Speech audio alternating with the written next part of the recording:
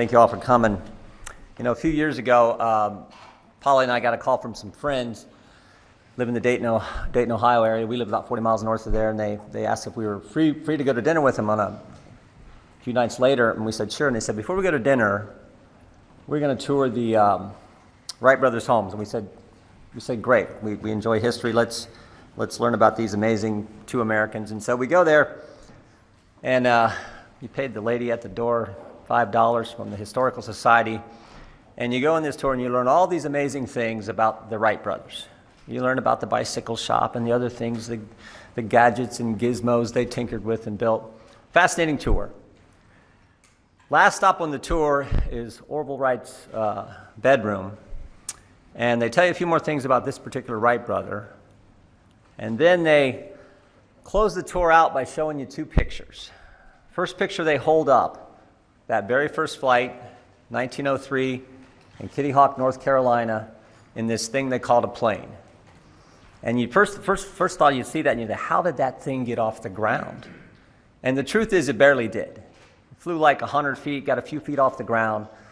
And you're thinking about that, and you sort of remember that picture from 8th grade, 9th grade, whenever they teach you that in school. And I thought, well, that's amazing. They put that picture down, and then they hold up a second picture. 44 years later, 1947, Chuck Yeager breaking the sound barrier in a jet. And I was like, wow, that I didn't know. That's amazing. In 44 years, we go from two guys flying 100 feet to another American breaking the sound barrier in a jet. And literally, that was the end of the tour. They put that picture down, and Polly and I start walking out. And as we're walking out that door, it hit me. Wait a minute, why did they stop there? I represent Wapakoneta, Ohio, Auglaize County, Ohio, hometown of Neil Armstrong, who 22 years after Chuck Yeager breaks the sound barrier, steps on the moon. Stop and think about it. In 66 years, one lifetime, we went from two guys flying 100 feet to putting a man on the moon. It is a great country, the greatest country in my judgment, made up of great people. And right now, those people, I think, are starting to doubt and wonder about their government and about where our nation is headed. They see an open border. They see crime in the streets. They know what it costs to put gas in their car. They know what it costs to put food on the table. They see a war in Israel, our strongest ally, Israel, and what's happening there, and the help that Israel needs. And they see a government that's been weaponized against we, the people. The very government that's supposed to serve us has been turned on the taxpayers who pay for it. I think the American people are thirsty for change. I think they are hungry for leadership. And frankly, they know that the White House can't provide it. They know the Senate won't lead. And they are looking for House Republicans to step up and lead and make change on these important issues. We got important work to do. We need to help Israel.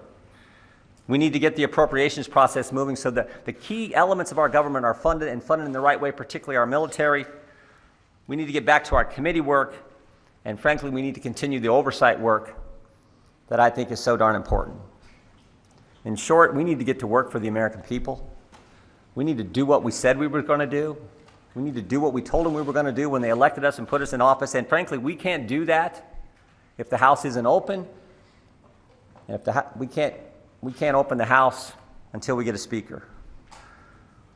My favorite scripture verse is 2 Timothy 4:7. Paul's the old guy giving advice to the young guy, Timothy. And he says, fight the good fight, finish the course, keep the faith. And I tell folks, I love that verse because of the action in it. Because of the word. Americans aren't timid folks. They're people of action. And the words in that verse, fight, finish, keep, I think, fit the American spirit. Americans expect their government to fight for them.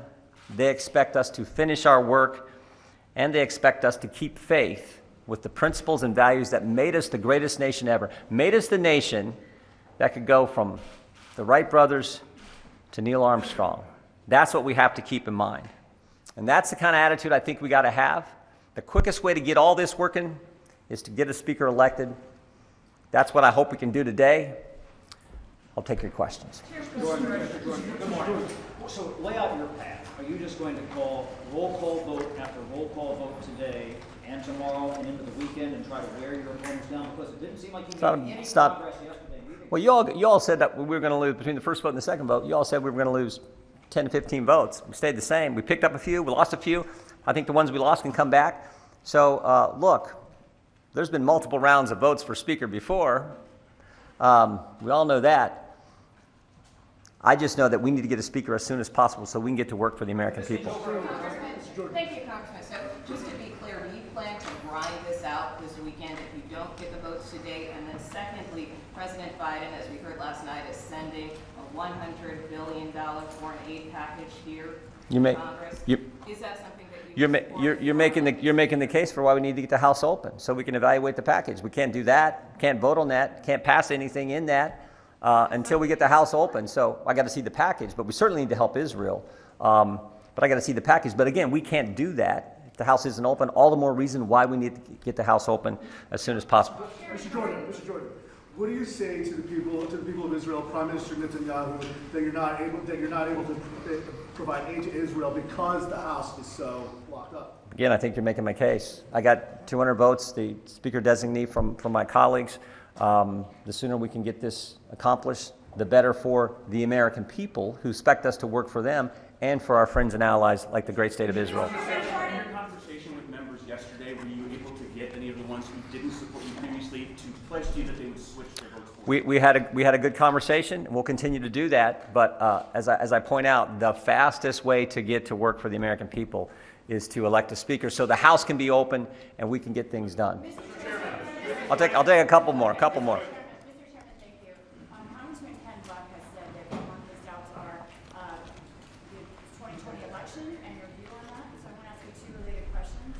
One, what was your intent when you emailed a memo to the Chief of Staff, Mark Meadows, suggesting that Vice President Pence that he should forego any unconstitutional votes? And do you believe the 2020 election is stolen? I think there were all kinds of problems with the 2020 election. I've been clear about that. My intention in forwarding the email was an argument made by former Inspector General for Donald Rumsfeld, accomplished lawyer who laid out an argument from the Federalist Papers. I forwarded it on to him. That was all it was. Can you walk through what is your plan this weekend? If you pick up any votes on the third ballot or if you lose votes on the third ballot? Our plan this weekend is to get a Speaker elected to the House of Representatives as soon as possible so we can help the American people. Last one. What is your message for the people of Israel about wasting everyone's time when you clearly don't have the votes to be Speaker? We stand with Israel. I've been there 5 times. Amazing people, amazing country, and we should do everything we can to help them. The quickest way to do that is to elect a Speaker. Thank you all very much.